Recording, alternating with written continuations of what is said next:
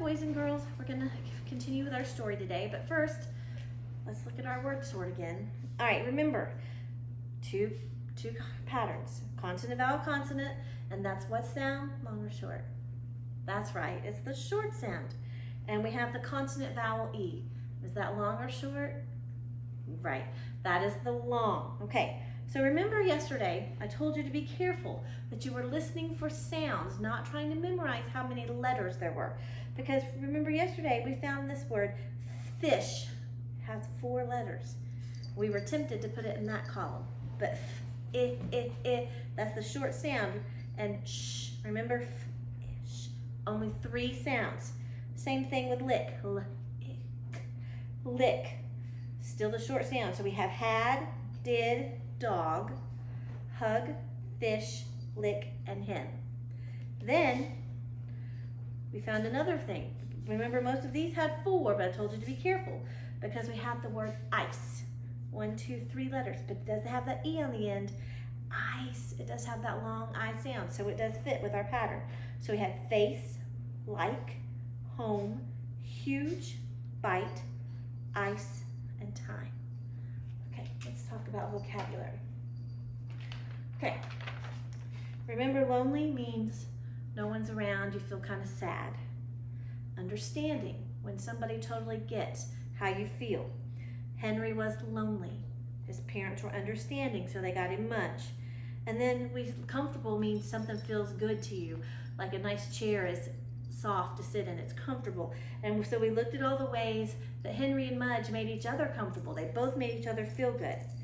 Well, here's our new word, distracted. And distracted means not paying attention to what you're supposed to be paying attention to. So if your teacher is talking or reading you a story, but you're looking out the window or you're paying attention to what the dog is doing, you're not thinking about what I want you to think about. So you are distracted. So today in the story, let's watch for how Mudge gets distracted. So today, we're going to continue with our story, Henry and Mudge, the first book, by Cynthia Rylant, illustrator Susie Stevenson. One day, Mudge took a walk without Henry.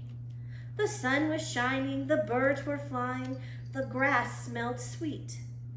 Mudge couldn't wait for Henry, so he left. He went down one road, sniffing the bushes, and then down another road, kicking up dust.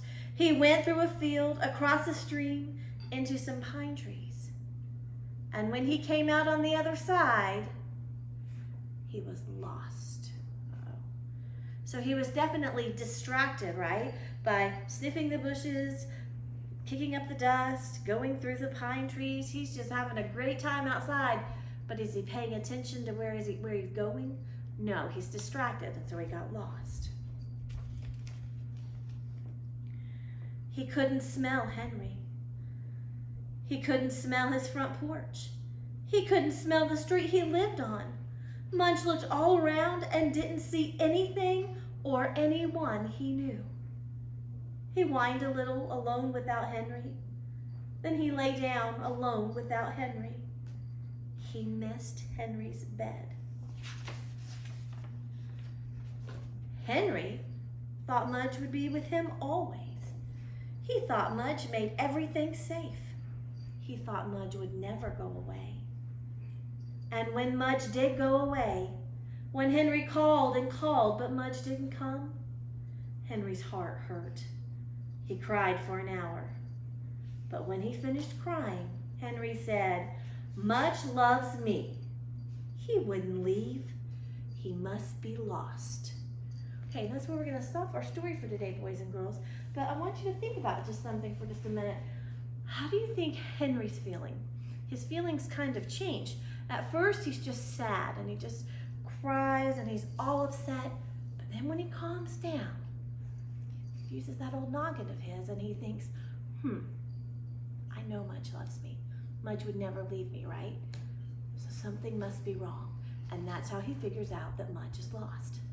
And tomorrow, we'll find out what happens, and we'll see if Henry is able to find Mudge.